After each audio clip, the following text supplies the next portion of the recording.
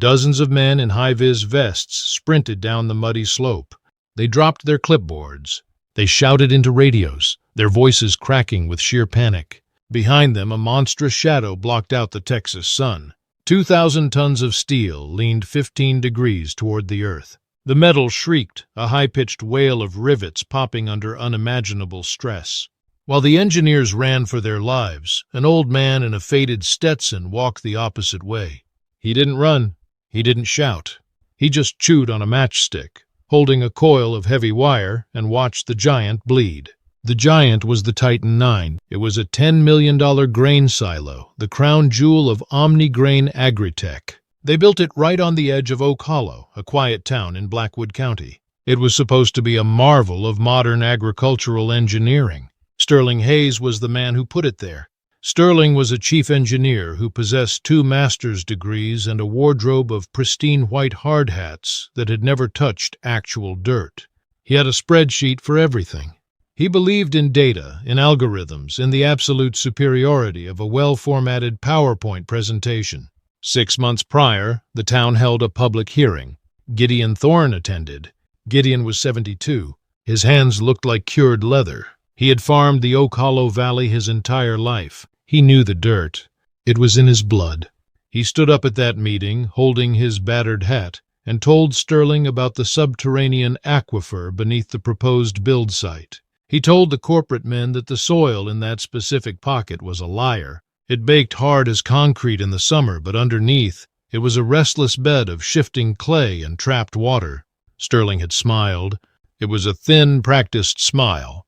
He tapped a laser pointer against a digital topographical map on the projector screen. He used words like load-bearing coefficients and geospatial stability. He politely suggested that Gideon stick to driving his tractor and leave the physics to the professionals. Omni-Grain Agritech had the permits. They had the millions. They built the Titan 9 anyway. Now the math was failing. The silo was fully loaded for the first time. 2,000 tons of winter wheat pressed down onto the concrete pad. The earth did exactly what Gideon said it would do. It gave way.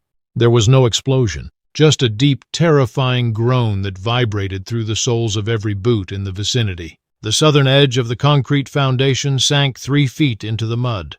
The massive cylinder shifted. 15 degrees. On a protractor, 15 degrees is nothing.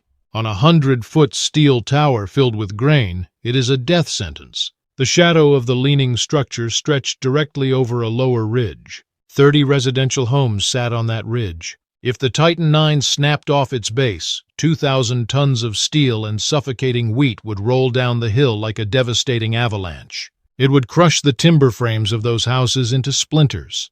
Sterling Hayes did not smile now. He stood by his command tent, staring at the flashing red lights on his laptop screen.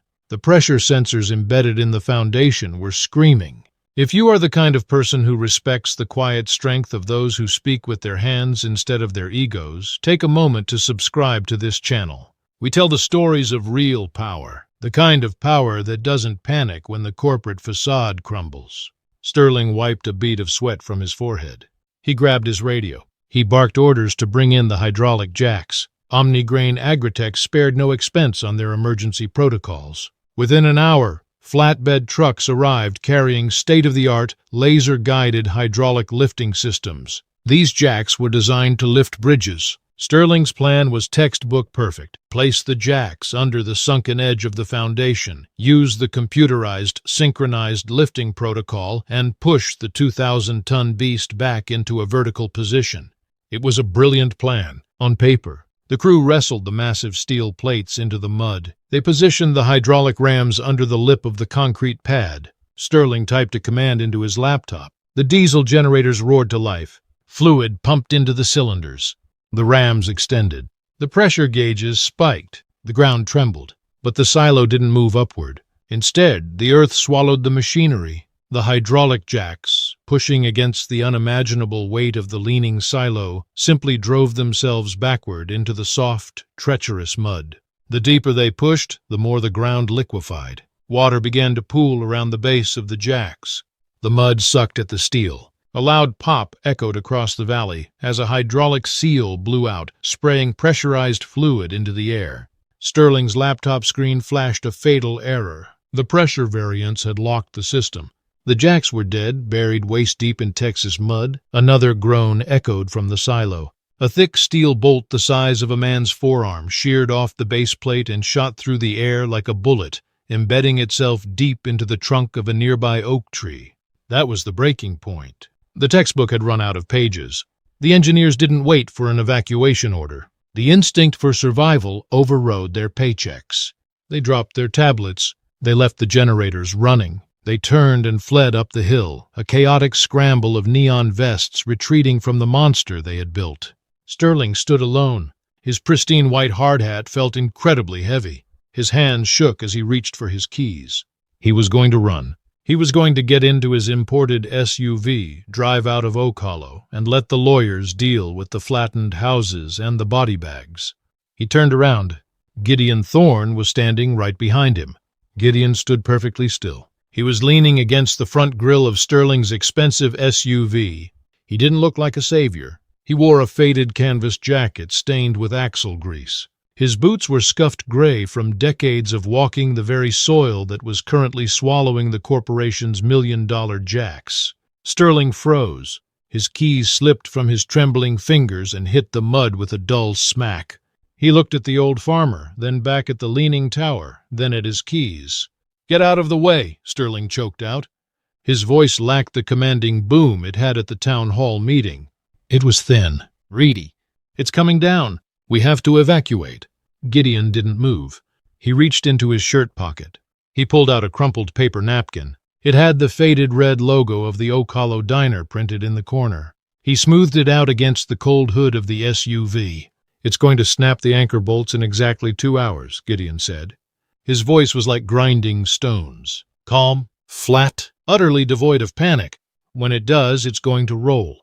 It will hit the McCready house first. Then the Miller place. There are children in those houses, Mr. Hayes. You can drive away, but you can't outdrive a corporate manslaughter charge." Sterling stared at him, his mouth opening and closing like a suffocating fish. "The foundation is compromised. The jacks sank. There is no mathematical model that fixes this. It's over." "Math didn't build this town," Gideon replied. He pulled a heavy brass pen from his pocket. He clicked it once. The sound was sharp in the tense air. He leaned over the hood and began to write on the napkin. Sterling watched him, bewildered. The metal of the silo groaned again. Another rivet popped, echoing like a gunshot. Sterling flinched. Gideon did not blink. His hand moved steadily across the thin paper. "What are you doing?" Sterling hissed, looking wildly at the leaning shadow. "Writing a contract," Gideon said. He finished writing, capped the pen, and slid the napkin across the hood toward Sterling. Sterling looked down. The handwriting was sharp and perfectly legible. It was a salvage and stabilization agreement. It stated that Gideon Thorne, acting as an independent contractor, would stabilize the Titan IX structure. Upon successful stabilization, Omnigrain Agritech would owe him a one-time emergency rescue fee of $1.5 million. Sterling let out a sound that was half gasp, half laugh. It was the sound of a man whose mind was fracturing under pressure. $1.5 million? You're insane. You're an old man with a tractor. My engineering team couldn't lift it with laser-guided hydraulics. You can't fix this. Nobody can. Sign it, Gideon said. He didn't argue. He didn't explain. He just pointed the brass pen at the bottom of the napkin. Sterling looked at the old man's eyes. There was no bluff in them. There was only the cold, hard certainty of a man who knew exactly what he was standing on. Sterling's survival instinct kicked in. He didn't believe the old man could do it. He believed Gideon was going to die under a mountain of steel and wheat. But if the old man failed, Omnigrain owed nothing. If by some impossible miracle he succeeded, Sterling wouldn't go to prison. Sterling snatched the pen. His hand shook so violently he nearly tore the paper. He scribbled his signature across the bottom of the napkin, officially binding the corporation. "You're a fool," Sterling spat, grabbing his keys from the mud. "You're going to die here." Gideon picked up the napkin. He blew on the ink to dry it, folded it neatly into a square, and tucked it back into his pocket. He turned his back on the terrified engineer and began to walk. He didn't walk toward the silo. He walked down the dirt road toward his own property. Half a mile away, an old corrugated steel barn sat quietly under the shade of massive pecan trees. Gideon slid the heavy wooden doors open. The air inside smelled of dust, dry hay, and heavy diesel grease. It was the smell of a bygone era. In the center of the dirt floor sat two massive humps covered in heavy canvas tarps. Gideon walked over and gripped the edge of the canvas. He pulled. Dust danced in the shafts of sunlight, cutting through the roof boards. Beneath the tarp sat two beasts of pure, unadulterated iron. They were Caterpillar D8 crawler tractors built in 1958. They were not pretty. Their yellow paint had faded to a chalky mustard, chipped and scarred by decades of clearing brush, moving earth, and breaking rock. They had no enclosed cabins. They had no air conditioning. They possessed absolutely no microchips, no digital displays, and no laser-guided sensors. What they did have was mass. They were rolling mountains of cast iron and hardened steel. They were cable blade dozers, a design so robust and aggressively simple that it bordered on the primitive. They operated on fundamental mechanical leverage. A massive diesel engine turned a transmission built like a bank vault, transferring raw, brutal torque to heavy steel tracks. Gideon climbed onto the steel seat of the first D8. He didn't turn a key. These machines required a ritual to wake up. He primed the fuel lines. He adjusted the throttle linkage. He started the small gasoline pony motor first. The little engine sputtered, coughed, and settled into a high-pitched whine. He engaged the clutch to turn the massive main diesel engine. For a moment, nothing happened.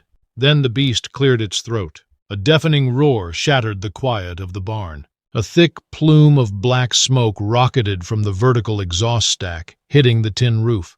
The ground beneath the tracks vibrated. Gideon locked the throttle. He climbed down and repeated the ritual on the second dozer. Soon 2 inline-6 diesel engines were hammering out a rhythm of raw mechanical violence. While Sterling Hayes and his engineers had focused entirely on fighting gravity directly overhead, Gideon knew that was a fool's errand. You do not fight a 2,000-ton falling object by standing underneath it and pushing up. The mud will always win. The earth will always yield. Gideon's plan relied on a different vector. He wasn't going to lift the silo. He was going to pull it. He walked to the back wall of the barn. Slung across a pair of heavy wooden sawhorses was a rusty 30-foot steel H-beam. It weighed 3 tons. It was salvaged from an old railroad bridge in the 70s. To anyone else, it was scrap metal. To Gideon, it was a dead man. In the world of heavy rigging, a dead man anchor is a fundamental principle of physics. When you need to move the immovable, you do not rely on the weight of your machines alone. You bury a massive object deep into the solid, undisturbed earth. You create an artificial root system. You let the planet itself hold the line. Gideon backed his heavy flatbed truck into the barn. Using an old overhead chain hoist, he lowered the massive steel H-beam onto the bed. He tossed heavy logging chains and thick coils of 2-inch marine-grade steel cable, the kind used to anchor cargo ships, onto the truck. He climbed back onto the first D8. He grabbed the twin steering clutches. The machine lurched forward, its steel track pads biting into the dirt, chewing it to pieces as it crawled out into the sunlight. Down in the valley, the sirens were still wailing. Police cruisers had arrived, setting up barricades at the edge of town, trying to evacuate the residents. People were running from their homes, carrying whatever they could grab. Sterling Hayes sat in his SUV at a safe distance on a high ridge, watching through binoculars. His engineers stood around his car, pointing and murmuring. They were waiting for the inevitable collapse. They were waiting for the cloud of dust that would signal the end of their careers and the destruction of the town. Then they heard a sound over the sirens. It was a deep, rhythmic thudding. It sounded like a mechanized heartbeat echoing off the canyon walls. Sterling lowered his binoculars. He narrowed his eyes. Coming over the rise, moving at a relentless crawling pace of 3 miles per hour, were 2 clouds of black diesel smoke. The old farmer was coming back, and he was bringing the iron with him. The dozers reached the disaster site. Gideon did not drive them toward the sinking foundation. He ignored the mud. He ignored the $1 million laser-guided hydraulic jacks that were now completely submerged in the earth. Instead, he drove 200 yards uphill, positioning the machines on solid, undisturbed ground directly opposite the direction of the silo's lethal lean. Up on the distant ridge, Sterling Hayes and his team of engineers watched through their binoculars. When they saw the old man drop the massive steel blade of the D8 and begin to push dirt away from the silo, a wave of nervous laughter rippled through the neon-vested crowd. "He's landscaping," a junior engineer snickered, adjusting his glasses. "The structure is undergoing catastrophic load failure, and the local yokel is moving topsoil." Sterling didn't laugh, but a smug, arrogant smirk crept back onto his pale face. The panic was receding, replaced by his usual condescension. The old fool was playing in the dirt. Gideon wasn't playing. He was carving a grave. The heavy steel tracks chewed through the topsoil, digging a massive trench 10 feet deep and 20 feet long. Once the trench was ready, Gideon used the winch on the back of his flatbed truck to drag the 3-ton steel H-beam into the pit. This was his dead man. It was an ancient technique, older than any algorithm in Sterling's laptop. Gideon climbed back onto the dozer and pushed tons of compacted earth over the steel beam, burying it alive. The earth itself was now his primary weapon. Next came the rigging. Gideon unspooled massive 2-inch thick marine-grade steel cable, the kind used to moor cargo ships. It was heavy, brutal work. His calloused hands bled as he dragged a 500-pound multi-sheave pulley block, a beast of solid steel, and shackled it to the heavy chains wrapped around the buried H-beam. By threading the cable multiple times through the block, he was building a compound mechanical advantage that would turn his machine's raw horsepower into an unstoppable force. He took the main line, walked it all the way to the silo, and wrapped a heavy cable sling entirely around the structural collar near the top of the 100-foot tower. He had to distribute the tension, or the pulling force would tear the silo's roof off like a tin can. He ran the cable back down the hill, threaded it through the buried pulley block, and hooked it directly to the heavy towing winches on the back of his D8 dozers. This was the street-smart physics that the engineers had forgotten. Gideon had created a massive block-and-tackle system. He was not lifting 2,000 tons of dead weight. The sunken foundation was still supporting the mass. Gideon was fighting only the horizontal leaning force. By threading a 4-part line through the pulleys, he multiplied the dozer's raw pulling power by a factor of 4. He was using the height of the silo as a giant lever to pull its center of gravity back over the baseline. The deadman anchor would absorb the catastrophic static load. The dozers would provide the dynamic pull. The sun dipped lower, casting a long, menacing shadow over the doomed houses. The silo let out another agonizing groan. A fresh, jagged crack ripped across the remaining concrete pad. It was time. Gideon climbed into the cracked leather seat of the lead dozer. He had backed the second D8 right behind the first, chaining their heavy hitches together in tandem. He had created an immovable 60-ton wall of solid iron. He reached down and engaged the power takeoff. The heavy steel winch drums behind the seat began to rotate. The slack in the massive wire rope vanished instantly. The thick steel cable snapped taut, violently rising from the tall grass like a striking snake. It vibrated, shedding a cloud of orange rust into the tense air. Gideon pulled the winch lever. He didn't slam it. He eased it back with the delicate touch of a surgeon. Smooth, relentless pressure. The pitch of the twin inline-6 diesel engines deepened into a bone-rattling growl. Thick black smoke erupted from the exhaust stacks, staining the Texas sky. The tracks of the massive D8S dug deep into the firm uphill soil. The sheer, brutal tension was so extreme that the massive front blades of both dozers actually lifted a few inches off the ground. The steel cable screamed. It sounded like a jet engine winding up. If that cable snapped under the tension, the whiplash would cut a man in half faster than a guillotine. Gideon didn't flinch. He didn't take cover. He kept his hand steady on the lever, his cold eyes locked on the top of the tower. Up on the hill, the mockery died. Absolute silence fell over the corporate engineers. Sterling raised his binoculars. His hands began to shake violently again. Down in the mud, something miraculous was happening. The immutable laws of classical mechanics were taking over. The mud at the base of the silo was no longer holding the weight. The buried steel beam and the 60 tons of pulling iron were holding it. A deafening metallic shriek echoed across the Oakhollow valley. It wasn't the sound of steel breaking. It was the sound of steel shifting. Sterling's abandoned laptop, sitting on the hood of a nearby truck, beeped loudly. The digital inclinometer, linked to the surviving sensors, flashed on the screen. 15.0 degrees. Then the number flickered. 14.8 degrees. Gideon pushed the throttles forward. The D8S roared louder, their tracks slipping slightly before finding raw, biting traction in the dirt. 12 degrees. The massive cylinder was standing up. 8 degrees. The sunken edge of the concrete pad began to rise from the deep mud. A loud, squelching sound filled the air as the massive vacuum broke. Muddy water rushed into the void left by the rising concrete. 4 degrees. Up on the ridge, mouths hung open. The engineers were paralyzed. Sterling dropped his expensive binoculars. They hit the dirt and the glass cracked. He didn't even notice. He was staring at an impossibility. A man in a dirty canvas jacket was defeating gravity with scrap metal and diesel fuel. The digital readout on the laptop flashed a bright, steady green. 0.0 degrees. The Titan IX hit perfectly vertical center. A massive, echoing thud reverberated through the bedrock of the valley as the immense weight settled evenly back onto the stable portion of the foundation pad. The pressure was equalized. The tower was completely straight. The town below was safe. Gideon Thorne disengaged the winches. He reached up and idled the screaming diesel engines down to a low, rhythmic, thumping purr. The silence that followed was heavier than the noise. The giant was tamed. Gideon reached into his chest pocket, pulled out the crumpled napkin with the $1.5 million signature, wiped a smudge of grease off his thumb with it, and tucked it back away.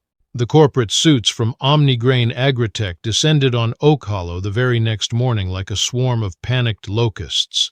Their lead attorney, a man wearing a bespoke suit that cost more than Gideon's truck, stood safely on the asphalt and sneered at the grease-stained diner napkin. He called it a joke. He called it legally unenforceable extortion. Gideon didn't argue. He didn't raise his voice. He simply leaned against his Ford and pointed a calloused finger toward the lower ridge, where 30 family homes stood completely untouched. Then he calmly mentioned the words criminal negligence and subterranean aquifer documentation. He politely reminded the attorney that if the local sheriff subpoenaed Sterling's abandoned laptop, the timestamps of the ignored pressure warnings and the subsequent evacuation order that left the town to die would become public record. The lawyer stopped smiling. The arrogance drained from his face, replaced by the cold calculus of corporate damage control. The check for $1.5 million cleared Gideon's local bank account exactly 48 hours later. There was no redemption arc for Sterling Hayes. His mathematical hubris had nearly erased a town.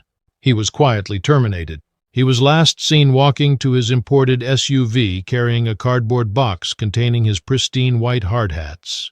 He drove out of Blackwood County in utter humiliation, a man permanently broken by the unforgiving reality of physics and dirt. His expensive degrees could not save him from the mud.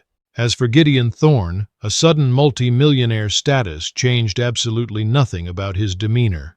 He didn't throw a party. He didn't buy a luxury mansion or a fleet of sports cars. Wealth, to a man who truly knows the value of his own hands, is just another tool in the shed. He used a fraction of the payout to install a much-needed copper roof on the Oakhollow Community Church. He anonymously paid off the debts of 3 younger farming families who were being squeezed by corporate land grabbers. On a quiet, breezy Tuesday evening, Gideon walked back into his dusty, corrugated steel barn. He ran a hand along the cold, heavy iron of the 1958 Caterpillar D8. He topped off its diesel tank, wiped the massive steel winch drum clean of dried mud, and pulled the heavy canvas tarp back over the sleeping beast. He walked out to his wooden porch, sat in his creaking rocking chair, and poured a cup of black, bitter coffee. He watched the sun dip below the valley. He had beaten the Goliath of modern engineering not with shouting or panic, but with absolute stillness. He proved that no amount of corporate money or digital algorithms can outmatch the raw, quiet power of a man who truly understands the ground he stands on. Real power doesn't need a PowerPoint presentation. It just needs leverage. If this story resonates with you, if you believe in the unyielding strength of the working class and the triumph of practical wisdom over arrogant noise, hit the like button and subscribe to the channel. Share this with someone who needs a reminder that true leverage always comes from within. Stay grounded, stay stoic, and I will see you in the next story.